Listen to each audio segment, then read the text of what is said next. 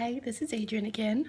For the research outline for the basic research article, there were two experiments conducted by April Bruce and Galizio in 2011 in the article Matching and Non-Matching to Sample Concept Learning in Rats Using Olfactory Stimuli.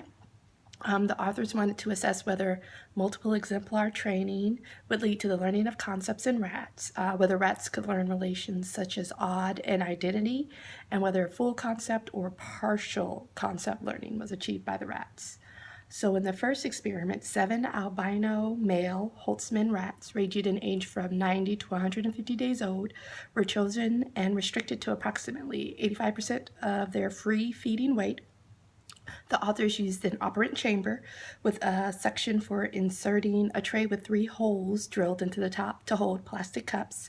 When the tray was inserted partway into the chamber, only the sample cup was available, but when the tray was completely inserted, 2 comparison cups were made available for the rats to drink out of. The target behavior was digging in the correct sand cup, which smelled the same as the sample cup. The target behavior was measured by recording a correct or incorrect response.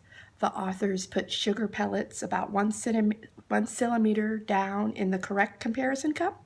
After the rat had dug for 5 seconds in the correct cup or was visibly seen to eat the pellet, the experimenter switched to a new tray after 15 seconds. The authors concluded that the rats were able to generalize with the introduction to novel stimuli and that it is possible with 10 exemplars.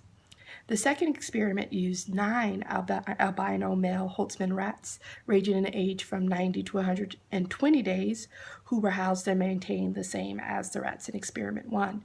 The experiment took place in a circular open field arena with 18 holes. The rats were kept in a holding cage next to the arena with the sample cup in the corner of the cage. The comparison cups were placed in 2 of the holes in the arena with lids on them, and then the remaining 16 holes were kept empty. The placement of the comparison cups varied with each trial.